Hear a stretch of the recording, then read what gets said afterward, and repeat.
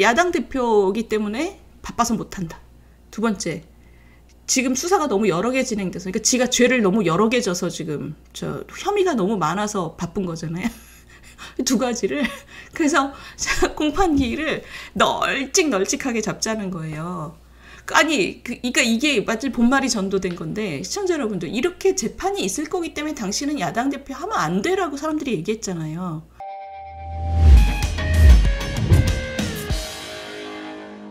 제가 요즘에 느끼는 건데, 이재명 당대표의 재판 관련해서 진짜 요즘에 세상이 요지경이에요. 요지경. 뭐 비정상의 정상화라는 말이 있잖아요. 비정상을 정상처럼 제대로 고친다가 아니라 비정상이 이제 너무 비정상이 돼서 사람들이 그걸 정상으로 느끼게 된다는 뜻도 있죠. 지금 우리나라가 그런 상태 같습니다. 저 이재명이라는 사람 개인이 우리나라에 얼마나 큰 영향을 미치고 있는지 우리가 가끔은 이제 멈춰서서 우리가 지금 얼마나 비정상을 정상처럼 느끼게 됐는지를 좀 느끼고 지나가야 된다고 생각을 해요. 보세요.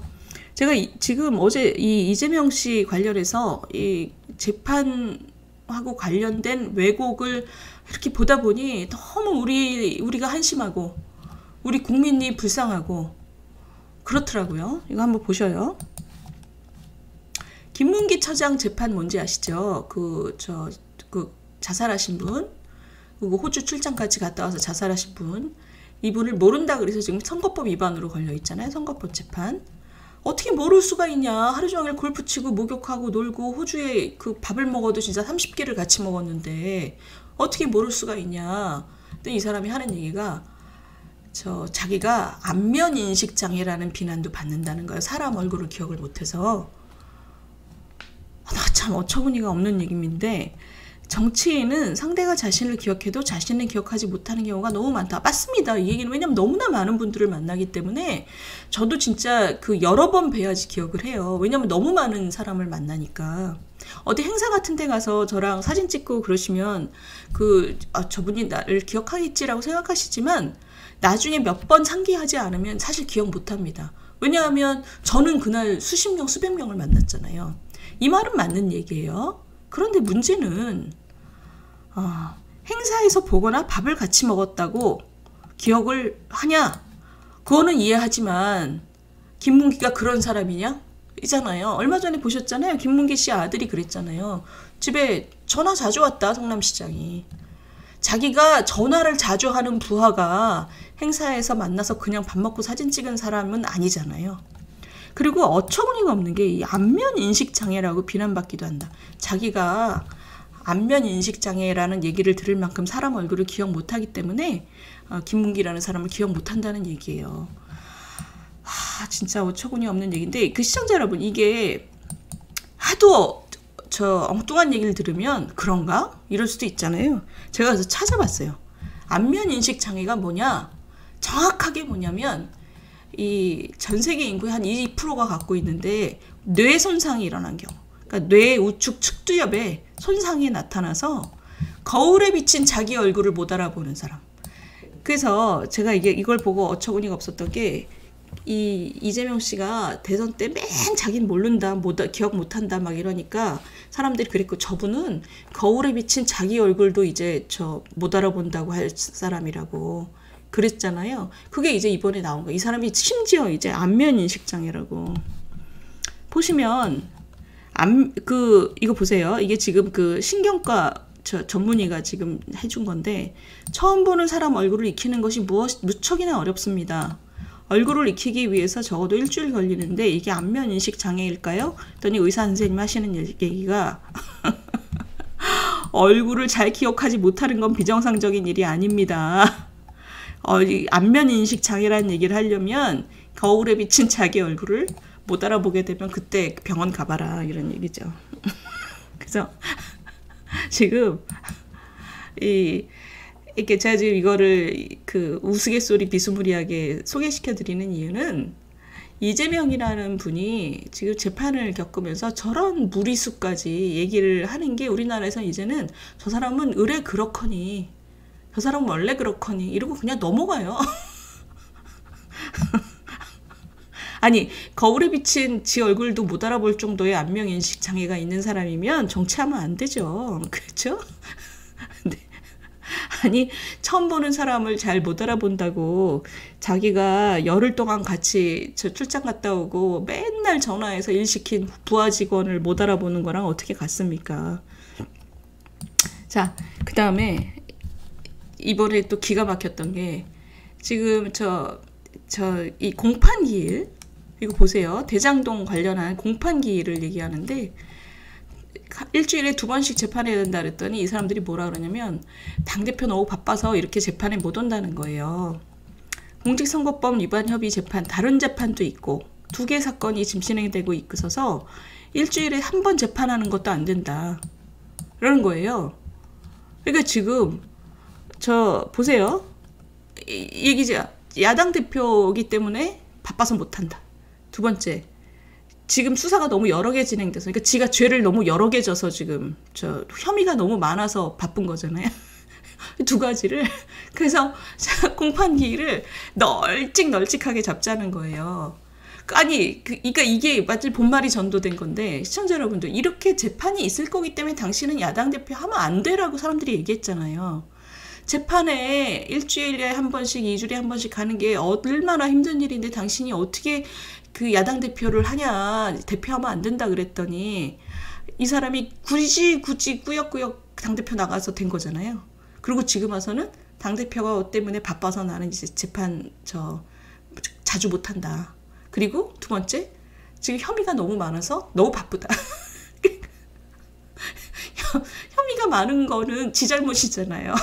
근데 아니, 너무 어처구니가 없는 거죠. 그래서 지금 검사도 어처구니가 없는 게 재판부가 결국 뭐라 그랬냐면 피고인 사정 봐줘가면서 공판기일을 잡지는 않으나 양쪽 얘기가 너무 팽팽하니 지금 다음에 한 번 더 만나자, 공판기일을 잡는 거, 앞으로 스케줄 잡는 것만으로.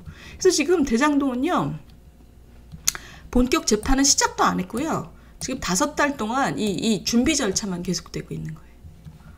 그러니까 참 이것도 아마 전략일 수 있어요. 그렇죠? 재판을 계속 늦춰서 재판을 지연시키는 것도. 근데 어쨌든 참 어처구니가 없는 일이 지금 우리나라에 너무 많이 벌어지고 있습니다. 그러니까 근데 제일 어처구니가 없는 거는 이거죠. 이거 지난주에 있었던 이화영 재판에 들어왔던 변호사가, 원래 있던 변호사, 그 배우자가 자르려고 했던 변호사를 이번에 안 왔어요. 왜냐하면 그 피고인 가족하고도 계속 뭐 너는 안 돼 막 이러니까 이 상황이 정리될 때까지 안 온다 이런 건가 봐요.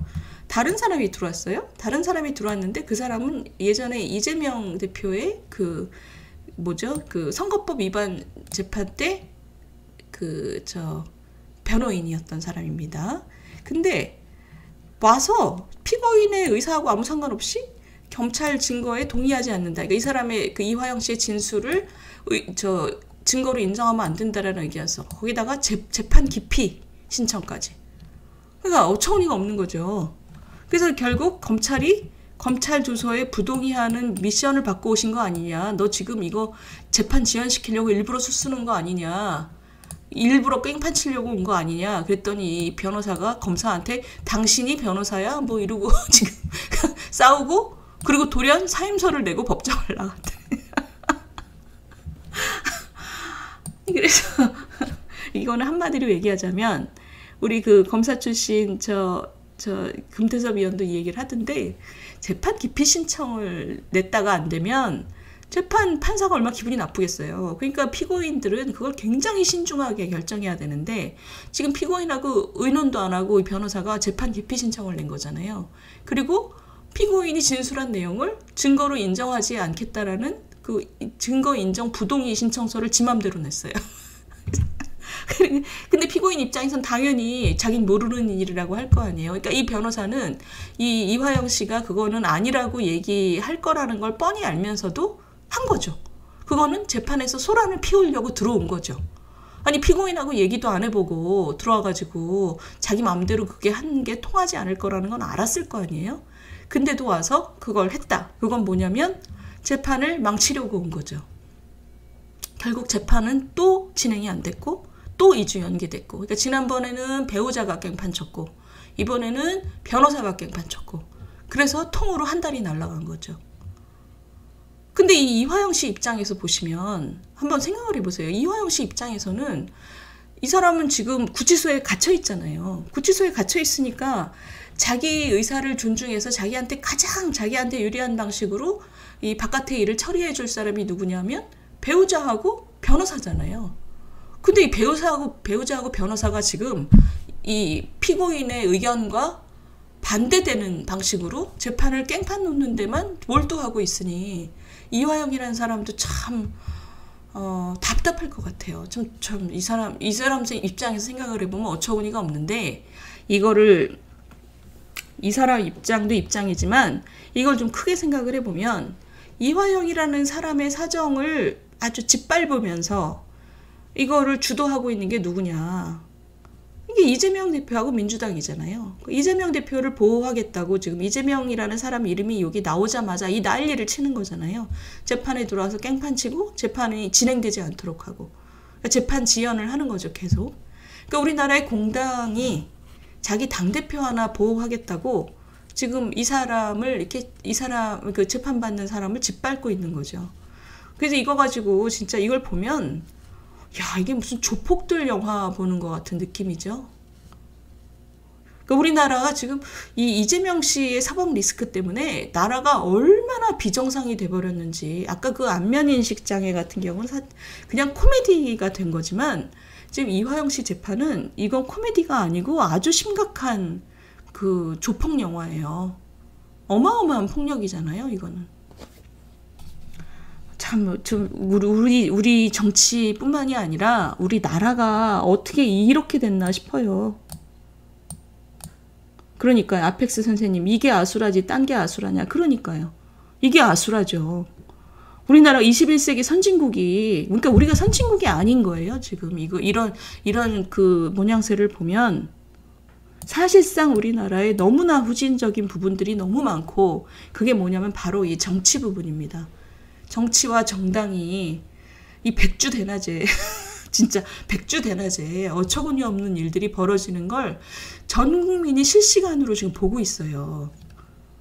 잠깐만, 잼버리만큼 이것도 한심한 일입니다. 어떻게 생각하면 잼버리보다 더 한심하죠. 그러니까 국가 개조를 한다는 것은 사실은 이 정치 개조를 해야 되는데, 이 정치 개조의 첫걸음은 제가 볼 때는 아무래도 이거 정치는 조그만 노력으로 되는 게 아니라 당장 이번 총선부터 사실 이 의회 구조부터 바꿔야지 이게 그 개조가 되는 것 같아요.